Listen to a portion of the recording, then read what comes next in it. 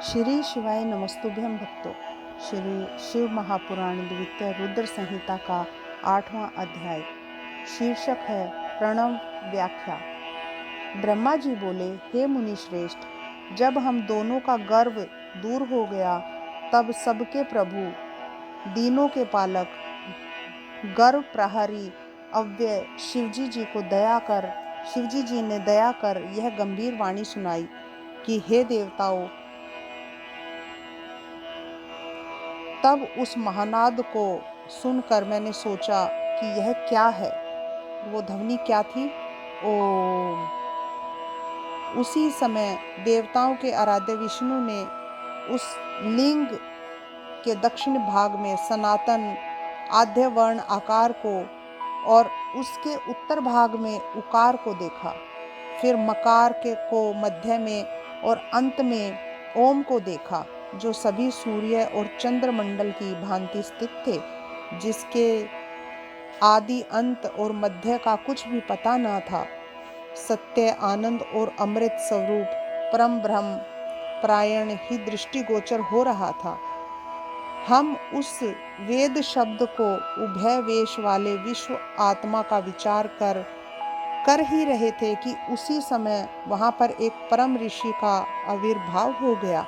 विष्णु जी ने उस ऋषि से पूछ समझकर एक दूसरे ब्रह्मशारीरी शिवजी का ज्ञान प्राप्त किया, जो कि अचिंतनीय वाणी से अप्राप्त मन का गम्य नहीं और केवल एक अक्षर ओमकार से ही जाना जा सकता है।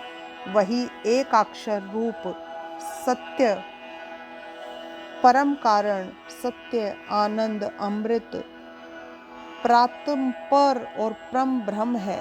प्रधान पुरुष ईश्वर हरि यानी अर्थात कारण है, और बीज योनि यह नाद संज्ञा वाले महेश्वर ही हैं। इन्हीं प्रभु बीजी के लिंग से आकार उकार रूप से योनि में गिर कर चारों ओर बढ़ने लगा। उससे सोने का अवैध और अलक्षण एक अखंड उत्पन्न हुआ, जो बहुत वर्षों तक जल में स्थित रहा। तब इसका सुवर्ण में एक कपाल ऊपर स्थित हुआ, जिससे धू अर्थात स्वर्ग लोक प्रकट हुआ, और कपाल के नीचे के भाग से पंच तत्वों वाली पृथ्वी प्रकट हुई। फिर उस अंड से मकार नामक 4 भुजा वाले भव अर्थात शंकर प्रकट हुए, जो सब लोकों के रचयिता और वही 3 रूपधारी प्रभु हुए। इसी कारण यजुर्वेदीय इनको ओम ओम ऐसा कहते हैं।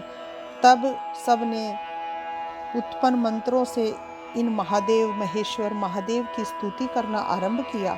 तब तक परमेश्वर महेश भगवान प्रसन्न होकर अपने दिव्य शब्द में रूप से स्थित हो गए।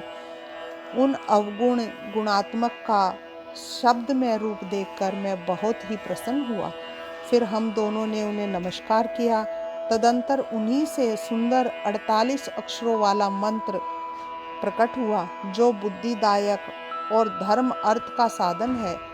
उसे गायत्री कहते हैं। यह गायत्री चारों कलों में उत्तम और ओम नमः शिवाय 8 कलाओं से युक्त, जिससे अभिचार अर्थात मारण आदि कर्म होते हैं, और जिसकी उत्पत्ति श्वेत और शांतिदायक तथा संहार का भी कारण है। सब में अक्षरों की भिन्न भिन्न न्यूनाधिक क्रम संख्या होती है, जिसमें ओम, जूम, सह अथवा त्र्यंबकम यजामहे इत्यादि कहा जाता है।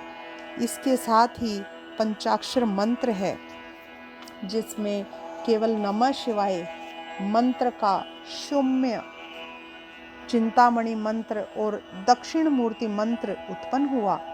पश्चात शिव का महावाक्य तत्वमसि नामक मंत्र हुआ, और इन 5 मंत्रों को विष्णु जी ने ग्रहण कर